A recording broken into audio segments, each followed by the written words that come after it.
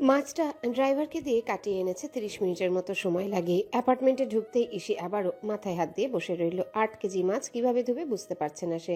দেখেই গা গুলাচ্ছে তার। মাছের আষ্টে গন্ধে বমি পাচ্ছে। সদ্য গোসল করে এসেছে সে। ইরফান বোনের দিকে অপরাধীর মতো কিছুক্ষণ তাকিয়ে থেকে বলে, আমি তোকে চমকে দিতে এনেছিলাম মাছটা, বুঝো কমে চলে যাবি বলছিনি। স্টুপিড, আমি এগুলো কখন কিভাবে ধোবো? ইরফান মুখে বর্গীয় শব্দ করে বলে, এই তোকে মেয়ে হতে কে বলেছিল রে? নারী জাতির কলঙ্ক, সর সামনে থেকে। মাছ ভর্তি ব্যাগটা নিয়ে ইরফান সিঙ্কের কাছে এগিয়ে যায়। ইসি অবাক হয়ে বলল, তুই কি করছিস?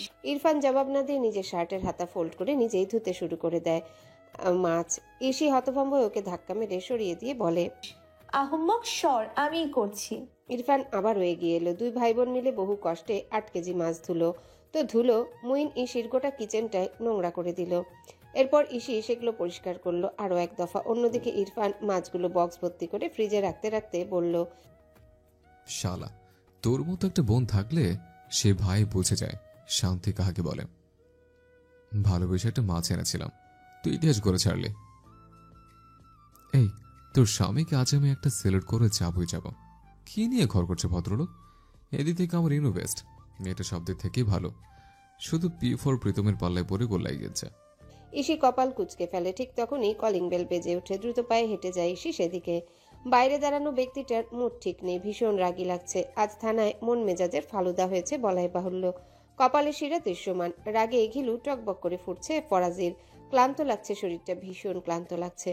ইসি দরজা খুলে দিতে কি হলো, মানুষটার সমস্ত ক্লান্তি মেজাজ খারাপ নাই হয়ে গেল নিমিষে।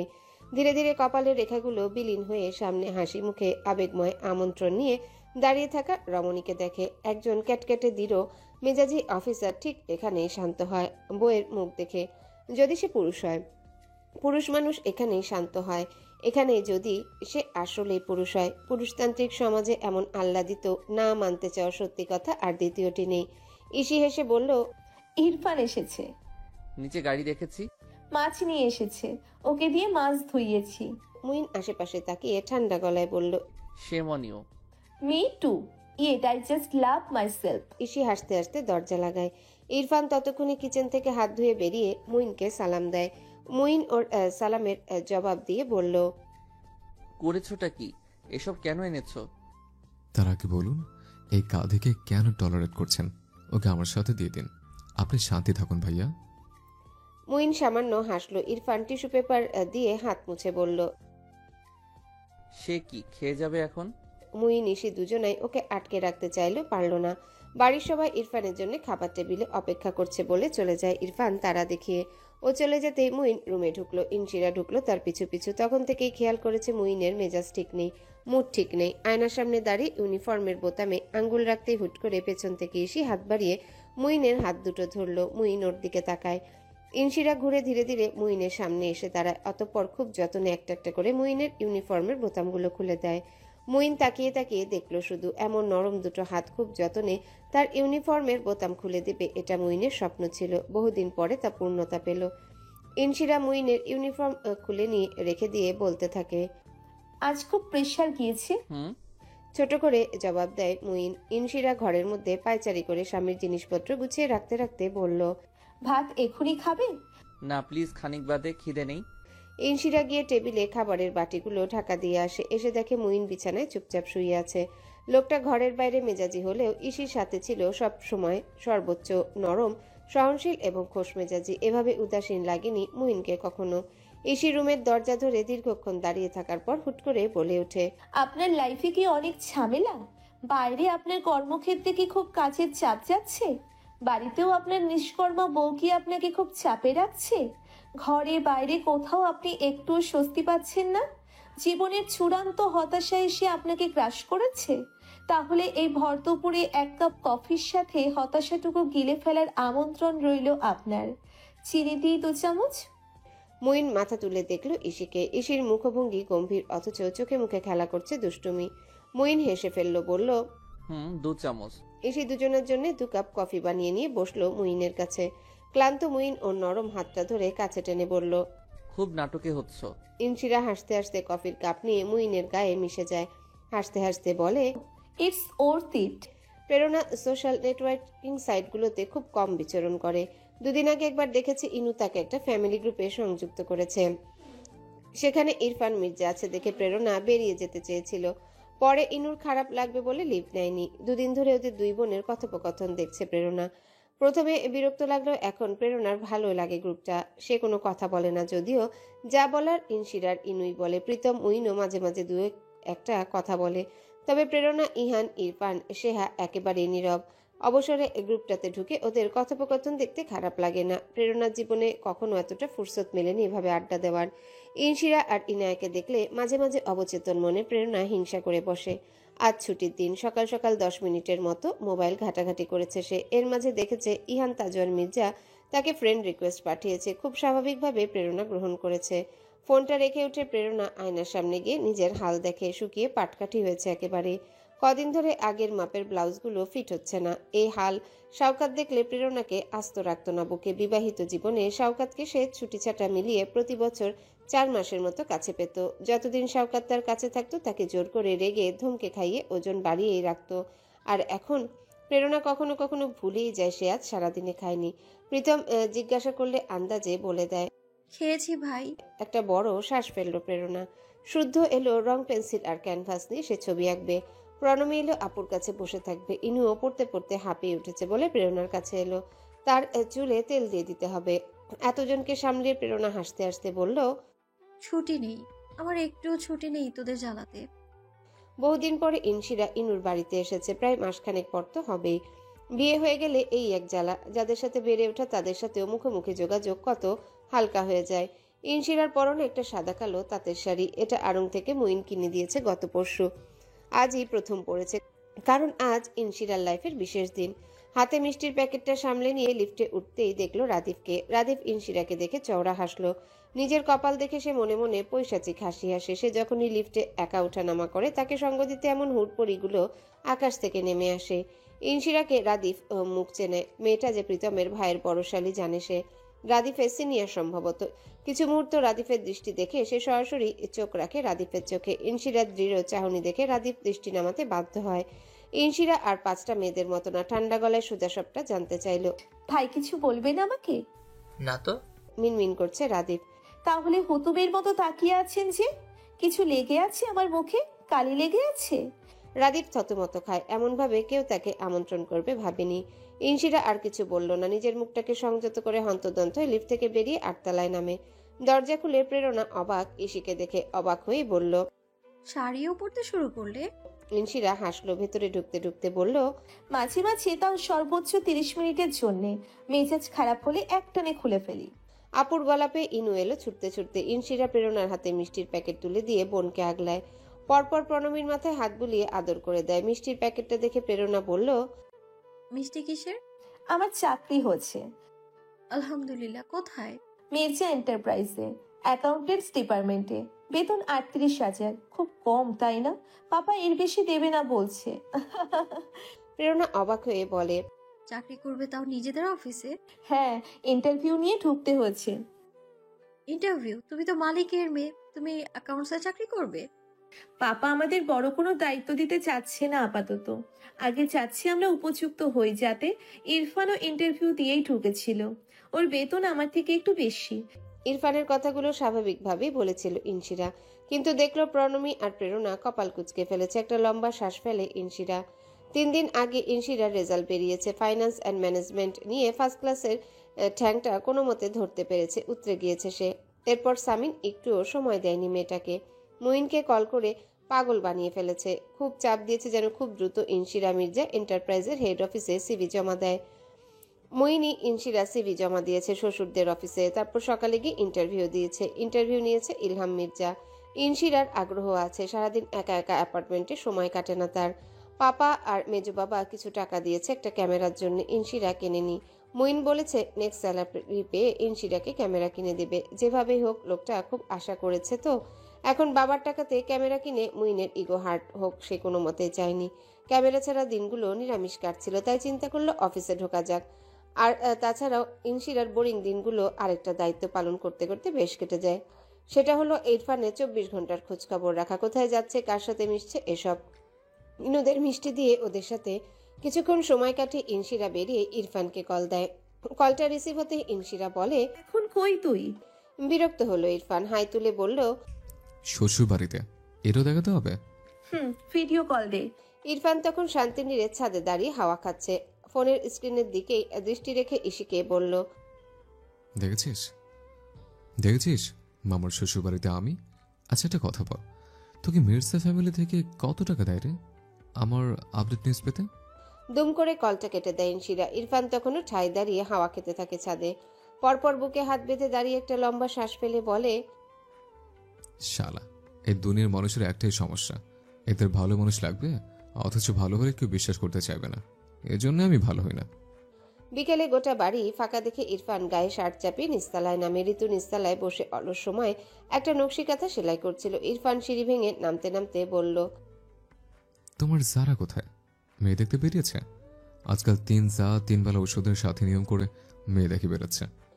ঋতু উঠে দাঁড়ায়। ইরফান শার্টের হাতা ফোল্ড করতে করতে বলতে থাকে, এত খাটাখাটনি সব বেকার বেকার করছো। দাঁতে আমার মতো মেয়ে তুলে এনে সারপ্রাইজ করে দেবে তোমাদের 3 চাকে। ঋতু চমকে তাকায়। ইরফান হাসছে। ঋতু কপাল কুঁচকে ফেলে তাকিয়ে থাকে ছেলের দিকে। এই মশকরাটা তার পছন্দ হয়নি। ইরফান হাসতে হাসতে সদর দরজার দিকে পা বাড়ায়। ঋতু গম্ভীর হয়ে বলল, কোথায় যাচ্ছ? অধরা অসুস্থ, সবাই মিলে ওকে দেখতে চাচ্ছে। বিশেষ না হলে এসেকে কল করে আপডেট নিয়ে নিও। দ্রুত পায়ে বাড়ি থেকে বেরিয়ে বাইক স্টার্ট করে ইরফান সোজা চলে যায় নিউটাউন রোডে অধরার অ্যাপার্টমেন্টে। স্নিগ্ধা, মমো, স্নেহা, রাফি, নিক্সন ওরা সবাই আগেই পৌঁছে গিয়েছে। অধরার সাথে রিহাব থেকে ফিরে ইরফানের এই প্রথম দেখা। মেয়েটা অসুস্থ। বিয়ের 1 মাসের মাথায় প্রেগনেন্ট হয়েছে। ওর স্বামী একজন নেভি অফিসার, আপাতত শহরের বাইরে আছে। মন টিকছিল না দেখে বন্ধুদের বাড়িতে ডেকে নিয়েছে। বন্ধুরা মিলে আবারও পুরনো দিনের মতো হইচই করলো। ইরফান গান গাইলো সবার অনুরোধে। বারবার ঘড়িতে সময় দেখছিল ইরফান। গান শেষে ইরফান উঠল, তাকে বেরোতে হবে। ওর তারা দেখে অধরা সরু চোখে তাকিয়ে বলল, কোথায় যাবি? তোর ভাবিকে দেখতে এসেছি। 5 দিন হয়েছে, অথচ নাতান বউটাকে এখনো দেখা হলো না। ফাজলামি করে বলেছে ইরফান। মেয়েগুলো অগ্নিদৃষ্টিতে ওর দিকে তাকিয়ে আছে। ইরফান হেসে বলে, এমন করছিস কেন? বেশ নেতিয়ে পড়েছে অধরা অসুস্থতার জন্য। তবুও কণ্ঠে ধমক নিয়ে নিক্সনকে বলে, এই, তুই এই পাজিকে একেবারে বাড়িতে দিয়ে আয়, এটাকে একা ছাড়িস না। অধরার অ্যাপার্টমেন্ট মানে নিউটাউন রোড থেকে ধরনী রেসিডেন্সিয়াল এরিয়ায় যেতে সর্বোচ্চ আধা ঘন্টা লাগে। ইরফান বাইক চালাচ্ছে খুব স্লো। পেছনে বসে নিক্সন সেই তখন থেকে ওকে বিবরণ দিয়ে যাচ্ছে তাদের কোন বন্ধুরা এখন কোথায় আছে। হুট করে ইহান ভিন্ন রাস্তা ধরলে নিক্সন চমকে ওঠে, চাপা স্বরে চেঁচিয়ে বলে, এ কি, তুই কোথায় যাচ্ছিস? ইরফান তার স্বভাবমতো অদ্ভুত ভঙ্গিতে হেসে বলে, আমি আসলে তোর ভাবিকে দেখতে যাচ্ছি। নিক্সন চেঁচিয়ে ওঠে, মানে? এই মানে কি? তুই প্রীতমের অ্যাপার্টমেন্টে যাবি? ভাই ভাই, তুই এবার আস্ত থাকবি না। ইরফান হেসে ফেলে। হাসতে হাসতে বলে, চাপ নিস না, আমি আমার বউকে দেখে যাব।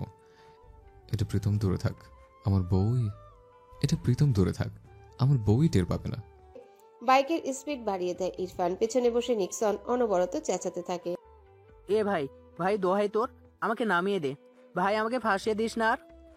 ইরফান বাইক না থামিয়ে হাসতে থাকে। নিক্সন কাঁদো কাঁদো কণ্ঠে বলে, মাম্মা পাপ্পা এমনিতেই তোর সাথে মিশতে দিতে চাই না, সবাই লুকিয়ে তোর সাথে যোগাযোগ করি আমরা।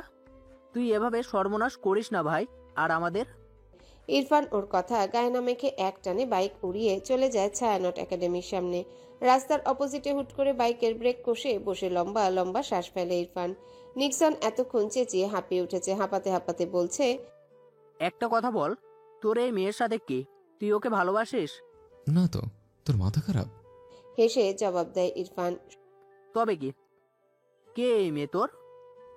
বউ। সোজা উত্তর ইরফানের। নিক্সনের গা জ্বলছে, চেঁচিয়ে বলছে, শালা, তুই এমন কেন করছিস?